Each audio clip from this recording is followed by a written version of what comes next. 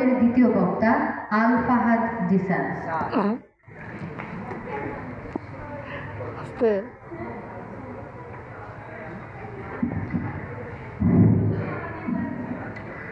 সময়ের সাথে না চললে পা পিছলে যায়। অত্যন্ত ধন্যবাদ মাননীয় সভাপতি আমাকে সুযোগ দেওয়ার জন্য।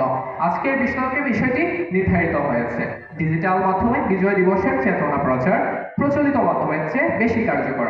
খুবই সঙ্গত কারণে আমি এবং আমার দল এর পক্ষে অবস্থান করছি। আমি আমার সম্মানিত প্রথম বক্তব্যকে পুরোপুরি সমর্থন করছি।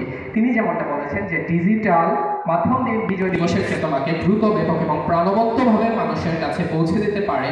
এখন আমি সেটিকে আরো শক্তিশালী করতে কিছু তথ্য উপস্থাপন করছি। মাননীয় সভাপতি, একটা সময় ছিল যখন 1971-এর গল্পগুলো শুধু বইয়ের পাতায় আর সাদা কালো প্রিন্টে সীমাবদ্ধ থাকতো।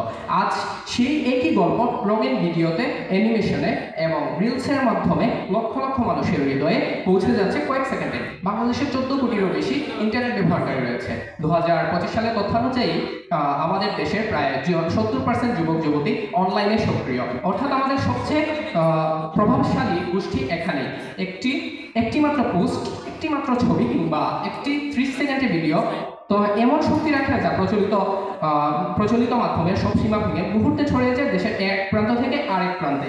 প্রচলিত টিভির ফ্রেমে যে অনুষ্ঠান রাতে একবার দেখা যায়, তা ডিজিটাল মাধ্যমে দেখা যায় হাজারবার।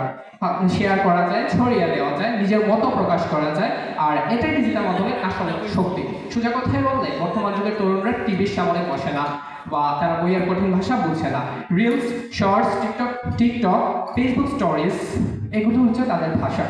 তাহলে প্রশ্ন হচ্ছে, চেতনা কি সেখানে ছড়ানো উচিত নয় যেখানে মানুষ বেশি সময় কাটায়?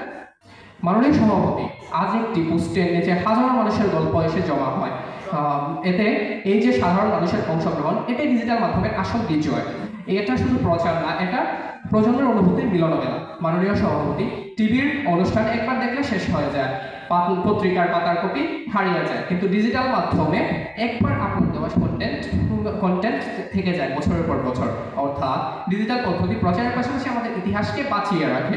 এখন প্রশ্ন হচ্ছে, যে মাধ্যম স্মৃতি ধরে রাখতে পারে না, তা চেতনা প্রচারে কিভাবে কার্যকর হওয়ার দাবি করে? তাছাড়া প্রচলিত মাধ্যমে প্রচার ব্যয় তুলনামূলকভাবে বেশি, কিন্তু ডিজিটাল মাধ্যমে একই বার্তা অনেক কম খরচে পৌঁছে দেওয়া সম্ভব। এটাই হলো ডিজিটালের লো কস্ট হাই ইম্প্যাক্ট ক্ষমতা, যা চেতনাকে পৌঁছে দেয় মানুষের ঘরে ঘরে, হৃদয়ে হৃদয়ে। সম্মানিত সভাপতি, আমার প্রথম বক্তা আগেই বলে গিয়েছেন যে সময় বদলেছে, মানুষ বদলেছে, মাধ্যমও বদলেছে, কিন্তু স্বাধীনতা তো আমাদের একই। আমাদের চেতনার লক্ষ্য একটাই, বিজয় দিবসের চেতনাকে সবার হৃদয়ে পৌঁছে দেওয়া। যেখানে চেতনা পৌঁছানোর গতি, বিস্তার, অংশগ্রহণ, সংরক্ষণ এবং তরুণদের যুক্ত করে তোলার ক্ষমতা ডিজিটালের, সেখানে প্রচলিত মাধ্যম পিছিয়ে থাকে বহুতা। অতএব আমরা দৃঢ়ভাবে বলছি, ডিজিটাল মাধ্যমে বিজয় দিবসের চেতনা ছড়ানোর সবচেয়ে কার্যকর হাতিয়ার। ধন্যবাদ মাননীয় সভাপতি, ধন্যবাদ সবাইকে।